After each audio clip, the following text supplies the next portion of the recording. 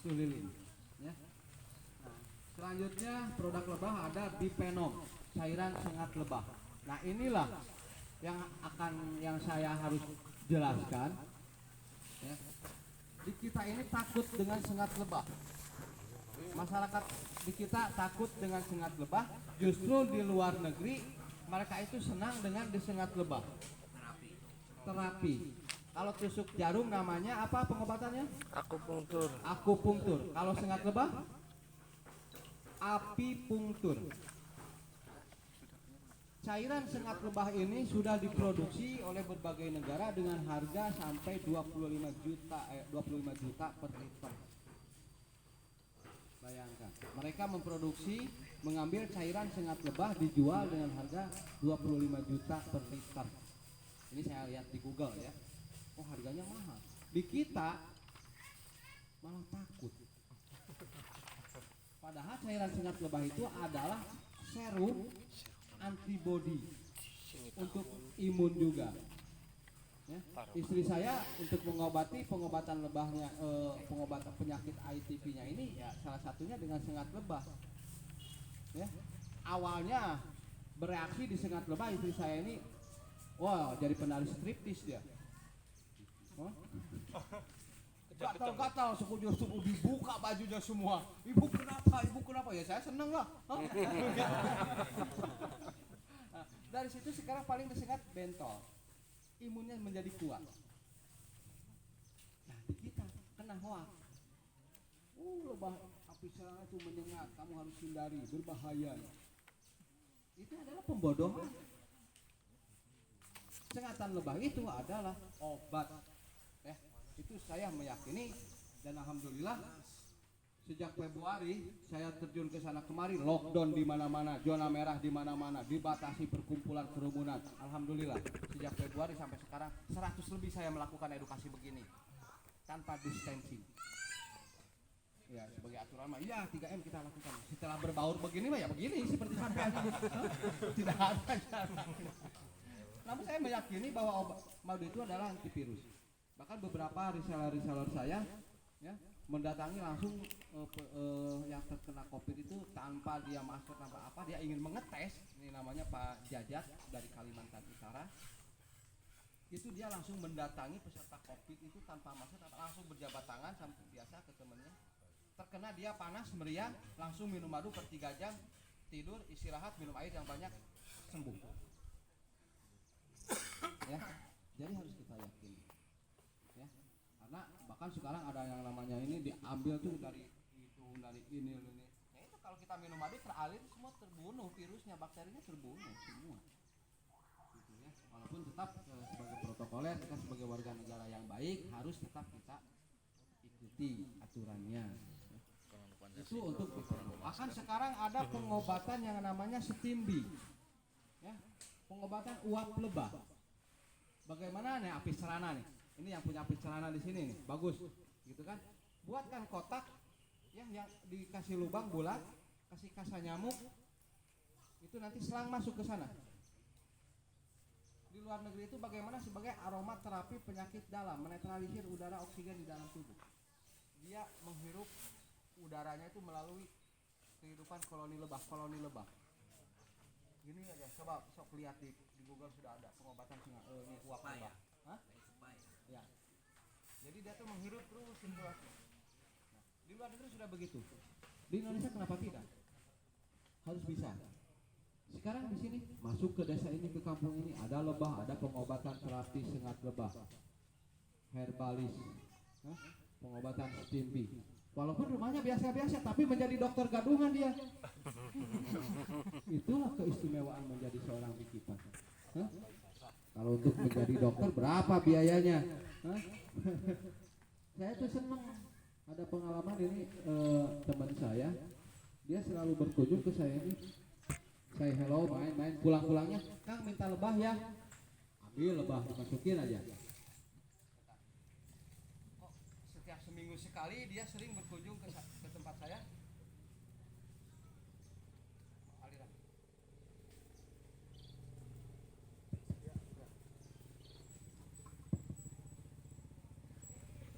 Nah, seminggu seminggu sekali dia berkunjung ke tempat saya dan selalu meminta lebah. Akhirnya saya penasaran kan, orang ini sering main ke sini meminta lebah. Saya tanya ke teman saya, ini si Fulan setiap ke saya pasti minta lebah aja dia tuh. Ada 20 ekor, 30 ekor. Nah, Akang belum tahu kerjaan dia itu keliling pasar, ke jongko-jongko, ke tempat keramaian. Kambil mangki. Sengat lebah, stroke, rematik, darah tinggi, sengat lebah. Satu sengatan dia jual 10.000, dia ambil 20 ekor, 200.000, dia menang banyak, modalnya ke saya minta. Kurang aja ini orang. Datang lagi kan dia, lu ambil lebah ke sini berapa kali lu? Ada 3 kali Kang. Udah jadi uang berapa? Lumayan Kang. Kenapa nggak bilang dari dulu kamu? Ayo kasih upeti ke saya. Ya, dan itu betul, obat sengat lebah itu betul saya meyakini. Kenapa? Karena semua terjadi dalam kehidupan saya. Nih, terkelingking saya patah, kena kaca, ngilu. Kalau nulis ini saya selalu begini, SMP SMA itu. Gak kuat begini, ini juga selalu ngilu. Nah sekarang alhamdulillah, kenapa? Karena sering disengat oleh lebah di sini. Bahkan Pak Mualim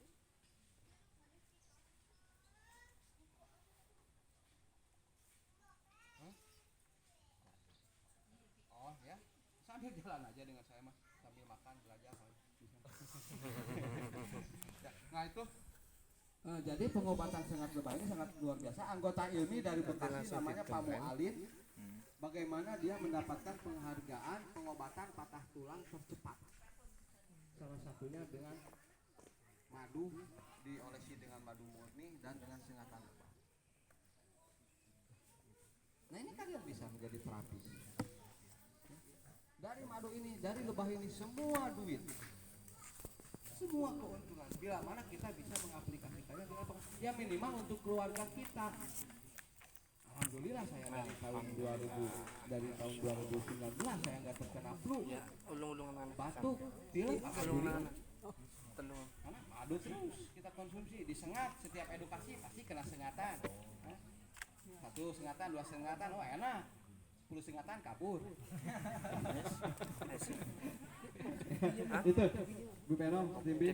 Baik. Nah, sekarang tahapannya adalah yang menjadi jargon kita, gertakanlah gerakan tanam pakan lebah. Karena negara Indonesia, masyarakat Indonesia ini latah ikut-ikutan. Jadi kalau tidak mendengar dengan suara kata-kata yang familiar, susah mencernanya. Makanya saya menciptakan singkatan-singkatan tersebut, ya.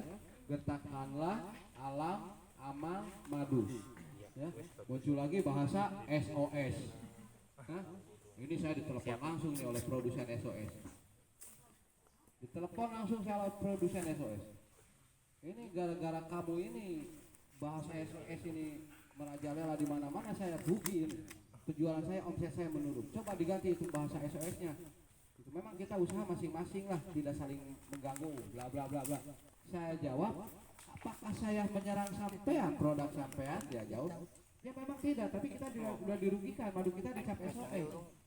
Apakah madu kamu seperti ini? Udahlah urusan saya. Baiklah, kata SOS saya ganti jadi 505. Makanya saya tulis 505 kan, karena ada protes dari produsen di Jawa Barat, produsen madu SOS. Saya ganti 505, terserah mas netizen anggota mau bacanya mau 505, mau SOS, mau SOS gitu ya. Sama aja lah intinya. Nah itu, dengan gertakanlah maka alam pun akan beramal berupa madu. Madu melestarikan dapat melestarikan alam dapat untung. Nah ini susunannya nggak benar. Oke. Nah, sebagai tahapan kita untuk menjadi seorang beekeeper, ya, sebagai tahapan kita untuk menjadi seorang beekeeper, ada istilah tak kenal maka tak. Oke. Nah, jadi kita harus kenali dulu lebah ini. Siapa? Jangan kita mengenal lebah ini yang dicarinya tuh duit, madu. Kapan ini bermadunya? Madu muda yang dicari. berani Pak. Saya masih susis kan. Baik. Ini ada ratu. Dalam satu koloni lebah terdiri daripada satu ratu, dua. Oh, bertelur punya anak, kawinnya kapan? Memimpin koloni. Tugas ratu tuh kawin dulu. Kawin ya. Kawin, sudah kawin, bertelur, terus Kawin lagi. enggak, cuma satu kali. Cuma satu kali ratu kawin itu pada saat terbang ya. Kawin, bertelur dan yang mengambil keputusan-keputusan, kebijakan-kebijakan. Ini tugas ratu. Kontrol koloni. Ratu kawin berdasarkan penelitian kawinnya seumur hidup sekali. Dia terbang, menyebarkan feromonnya, memancing pejantan tangguh. Jantan yang bisa mengejar ke sini kawin meninggal. Terus perkawinan dalam satu kali terbang ini bisa ratusan kali. Dia menyimpan sperma, bank sperma di perutnya. Lalu dia buahi, bertelur. Kapasitas telur ratu mencapai 500 sampai 1.500 butir per hari.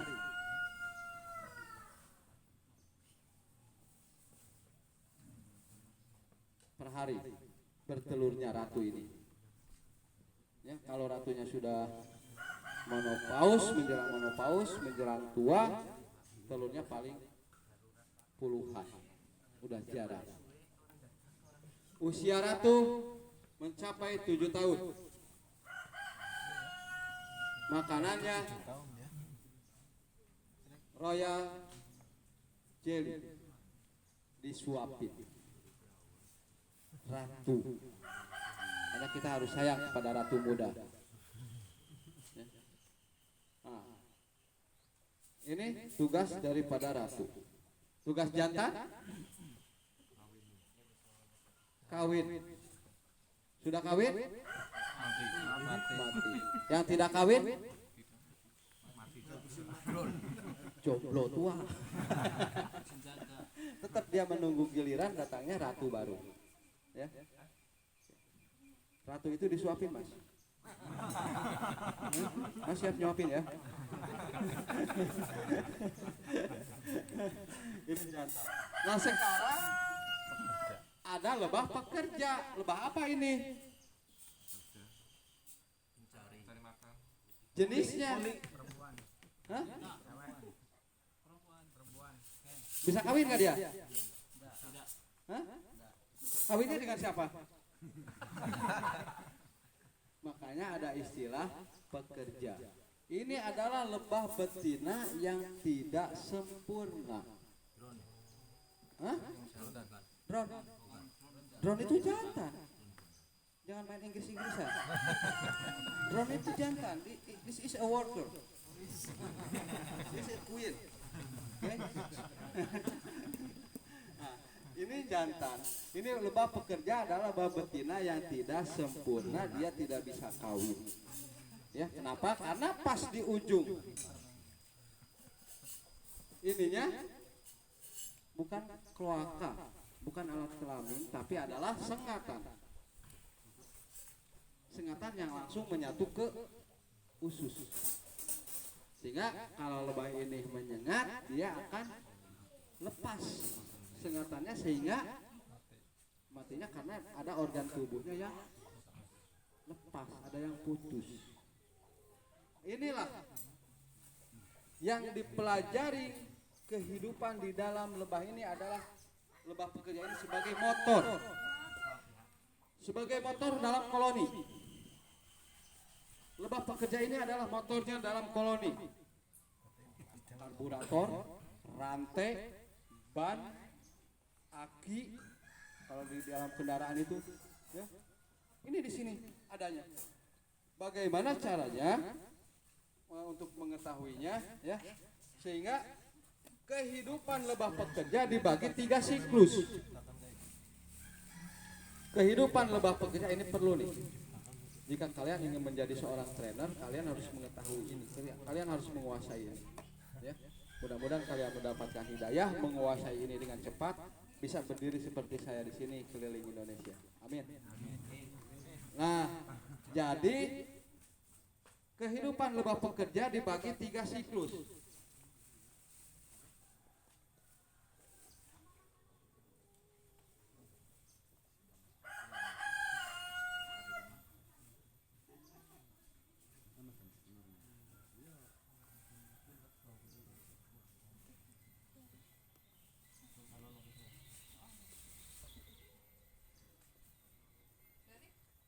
Ini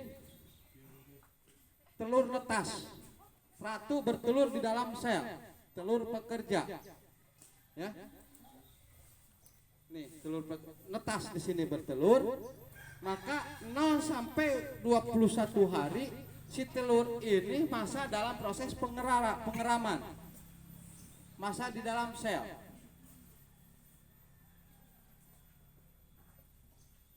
Proses pengeraman di sini kehidupannya. Proses pengeraman masa brood selama 21 hari. Nah, ini perlu diperhatikan. Brood ini terus menetas usia 3 hari. Ya, 0 sampai 3 hari. Dia menetas, pecah si telurnya itu pada usia 3 hari. Pada usia 3 hari pecah menjadi larva.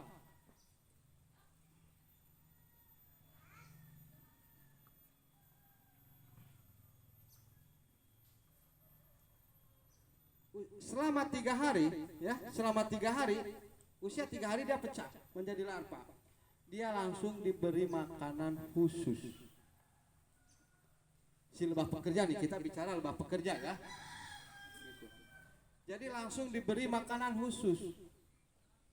Ini telur netas selama 3 hari ya.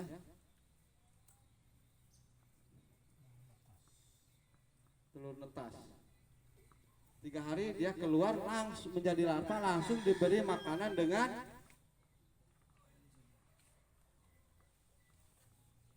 royal jelly selama 3 hari.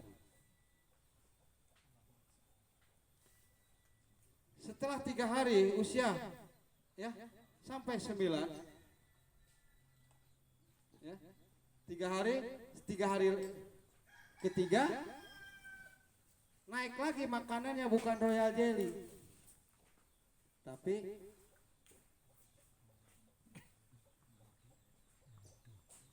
madu dan polen naik.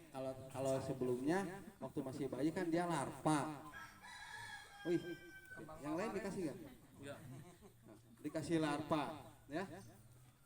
Dikasih royal jelly. Naik, nah ini dikasih lagi dengan madu dan polen. Nah, setelah itu dia langsung tapa brata sampai usia 21 hari. Langsung tapa brata.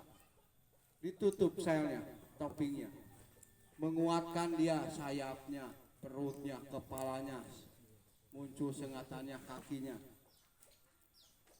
Setelah usia 21 hari,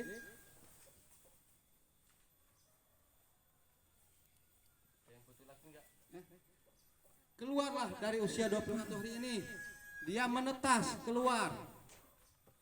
Si lebah pekerja ini keluar dari selnya, menjadi lebah kandang.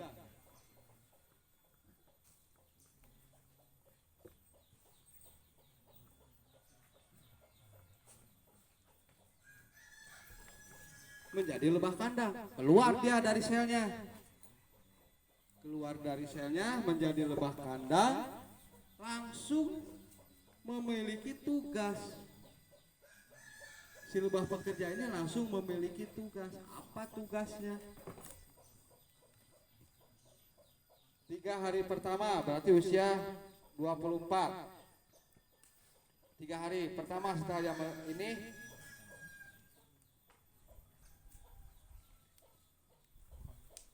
membersihkan selnya pada saat waktu dia bekas mengeram. Kan menetas keluar, langsung dia bersihkan. Dia sterilkan kembali. Dikorek, dibersihkan. Supaya nanti oleh ratu dikasih telur lagi. Gitu. Ya.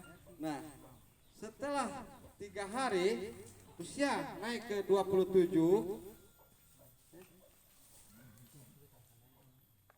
dia menjadi perawat bayi dengan memberi makan royal jelly. Dia mulai memproduksi royal jelly dan diberikan kepada larva yang usia sampai 6 hari. ini kepada adiknya, memberi makan kepada adiknya selama 3 hari. Nah, sudah 3 hari naik lagi dia 30, memberi makan adiknya dengan madu. Kepada siapa? Memberi makan kepada siapa? Hah? Ratu. Belum 5 menit sudah lupa. Itulah masyarakat Indonesia. Susah ingat, cepat lupa. Ini usia 69. Tuh.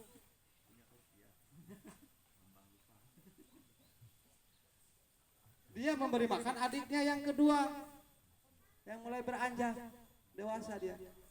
Memberi makan madu dengan polen. Gitu. Nah, setelah ini 33 hari dia mulai belajar mematangkan nektar dan madu. Mematangkan nektar dan polen. Ya. Mematangkan nektar,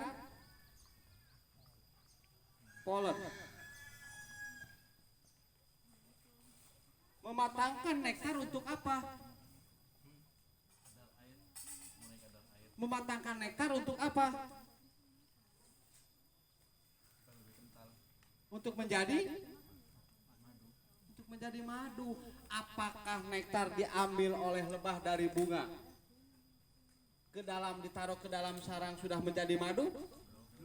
Belum. Masih berupa nektar.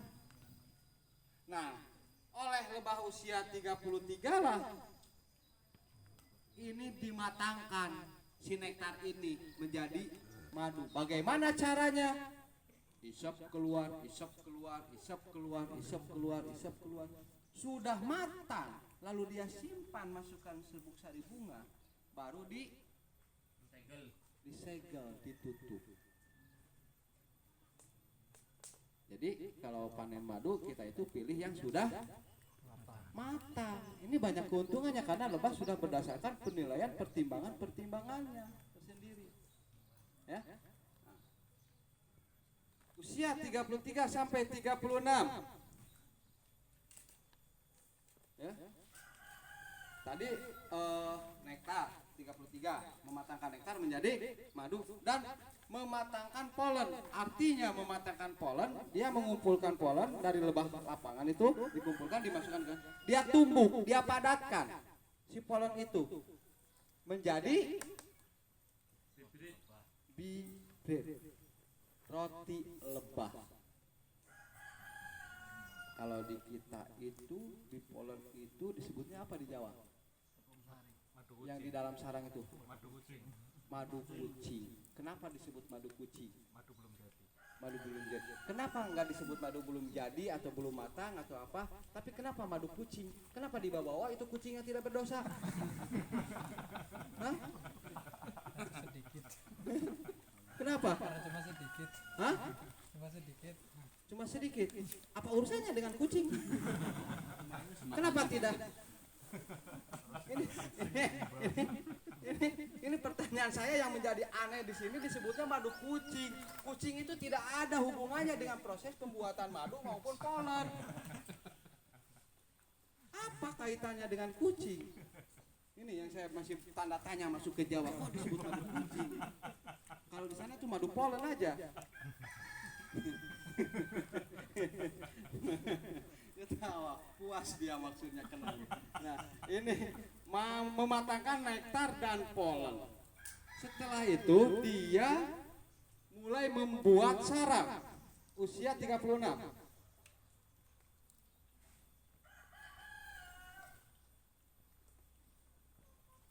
Combo yielding membangun sarang.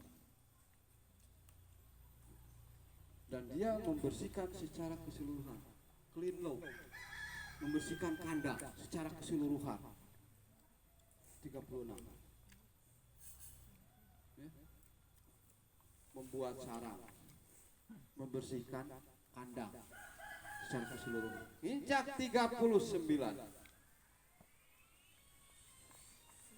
Dia mulai mengatur suhu. Nah, ada lebah mengatur suhu.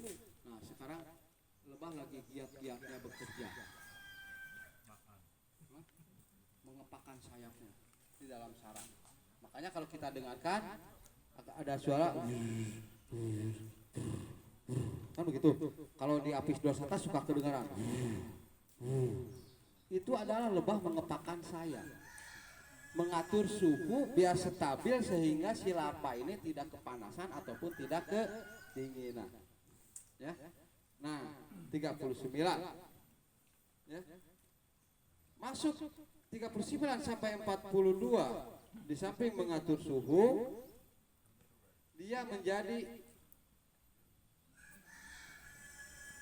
guarding, lebah bodyguard, pasukan khusus, lebah penjaga yang suka nongkrong di pintu keluar masuknya, satpamnya, securitynya, sengatannya sudah kuat, ya, gitu. Tubuhnya sudah mulai keker, anak muda lagi pejantan tangguhnya nih, gitu kan?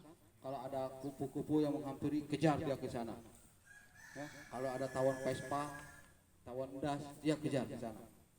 Itu adalah tugas lebah penjaga. Sampai usia usia 42 hari. Dari 42 hari menjadi lebah kandang, lebah perawat. Setelah usia 42 hari barulah dia menjadi lebah lapangan.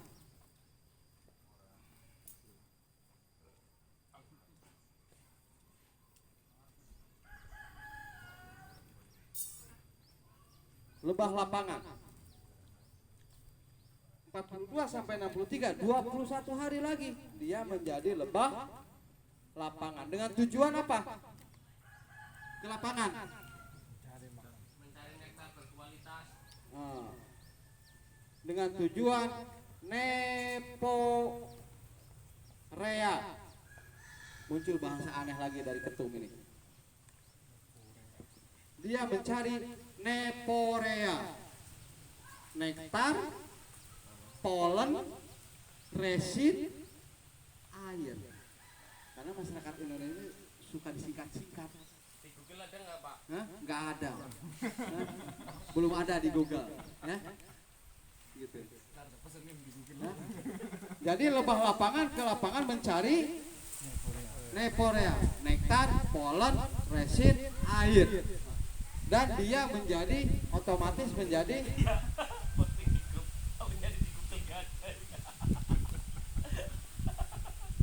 lebah surveyor. Oh, ini sarang ini sudah kurang nyaman, Ratu. Kita harus pindah ini, Ratu. Coba cari tempat yang bagus sama kamu. Oh, cari. Nah, kalau ke kotak kosong itu ada lebah yang ada terbang di pintu keluar masuknya. Enak ya kalian jadi murid ya. duduk sambil makan sambil mendengarkan. Nggak ada satu, belum ada yang ngomong Pak Guru makan, Pak Guru nggak ada ini.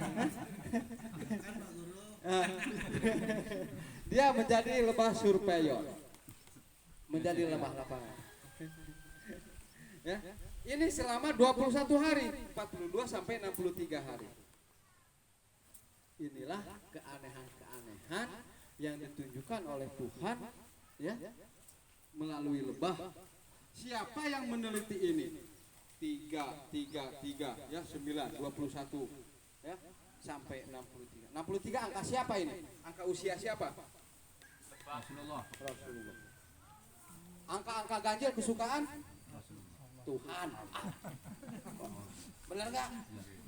Tuhan itu senang dengan angka ganjil. Siapa yang meneliti ini? Bukan umat Muslim. Kalau umat Muslim yang meneliti, kata Eropa tuh, kata Yahudi, lebah dikait-kaitkan aja sama Muslim, sama kitab sucinya. Bisa aja begitu. Tapi ini yang meneliti ini adalah orang dari Inggris yang dituangkan di dalam buku Beekeeping in the United States, Life Story of the Honeybee Worker. Muncul angka-angka ganjil ini semua. Dari kehidupan lebah ini, lebah tidak pernah mundur. Kan kalau lagu si itu sih maju mundur gitu kan?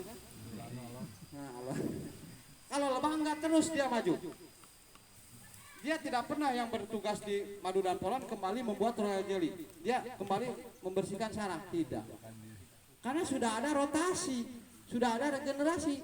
Kenapa? Karena ratu bertelurnya tadi 500 sampai 1500 per hari. Disinilah pentingnya yang namanya